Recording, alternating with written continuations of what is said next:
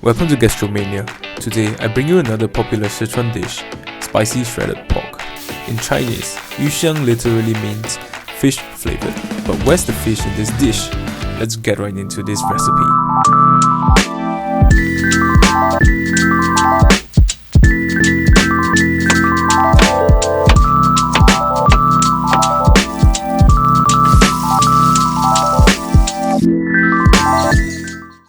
I'm using about 450 grams of pork tenderloin.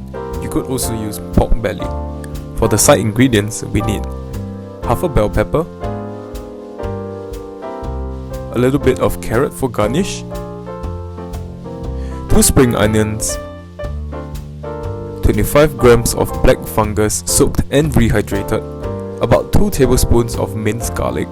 You could use less if you don't really like garlic, a dash of ground white pepper for seasoning the pork, 1.5 tablespoons of spicy bean paste. This is the key ingredient.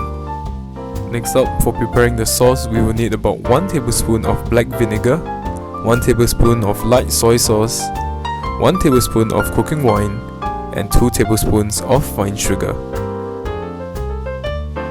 You also need an additional 1 tablespoon of light soy sauce for seasoning the pork, and 1 teaspoon of cooking wine for seasoning the pork. You should also prepare extra sugar for adjusting the taste of the sauce later on during the cooking process. If you think my videos have been helpful so far, I ask for your support by giving it a thumbs up and subscribing to my videos. Stay tuned to my 2 recipes coming up weekly. Next, prepare the pork by slicing them really thinly, around 5mm in width and 5cm in length. One fast way is to lay them out in a row. Don't you find that they look like nigiri tuna? If your knife is sharp enough, you can try laying them away from you widthwise.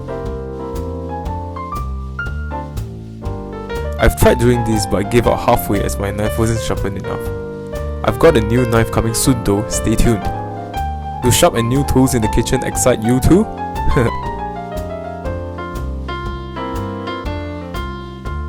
After the cutting process, we season the pork. We season it with 1 tablespoon light soy sauce and 1 teaspoon Chinese cooking wine. If you don't have cooking wine, dry sherry works. The purpose of adding cooking wine is to remove the gaminess from within the pork. A generous dash of pepper, ground white pepper, gives it a touch of spiciness that comes from within the pork that is not too overbearing. In Asian cooking, this is considered one of the essential seasonings for meats. You will also need 1 egg white. Separate the yolk from the whites and save the yolk for other dishes. Are you curious about how I'm able to separate the yolk from the whites using the eggshells? I'm thinking of starting a mini series teaching everyone basic kitchen skills. If you're keen, let me know in the comments below. You're gonna mix it up for about 1 minute to ensure that all the seasoning is sealed inside the pork. If you're a vegetarian, don't worry, you can also enjoy this dish by substituting the pork with eggplants. The good thing about using eggplants instead of pork is that there's no need to season the eggplants. Just slice them up and they are good to be stir-fried. During the seasoning process, you also want to add about 1 tablespoon of water. This is to increase the moisture within the meat. I tried it a few times for chicken and pork and found that it has been able to improve the overall texture of the meat after it gets stir-fried. When the seasoning has been sufficiently mixed up, start adding cornstarch in steps. Don't add all of them in one go, otherwise this will cause clumping. The purpose of this step is to prevent excessive dehydration of the pork during the initial frying process. It's absolutely critical for maintaining the tenderness of the pork given that it's sliced so thinly. If you're not intending to use the egg yolk for other dishes however, you can add it into the seasoning as well. Next, let's prepare the side ingredients. First, the black fungus. The easiest method to prepare black fungus is to roll them up and cut them quickly. It's quite easy to cut them once they have been rehydrated. I do not know why, but the texture of black fungus makes cutting it quick really satisfying. Next, carrots. Slice them thinner than the pork slices at around 3mm thick. We also want the length to be roughly the same as the pork slices. Then, the bell peppers.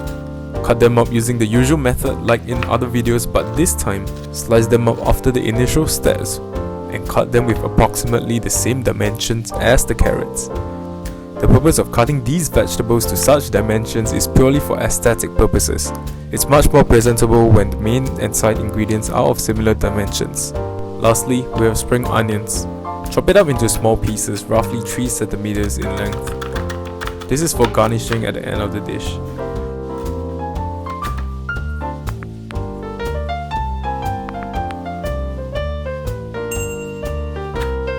That's all for the ingredients. Let's get cooking!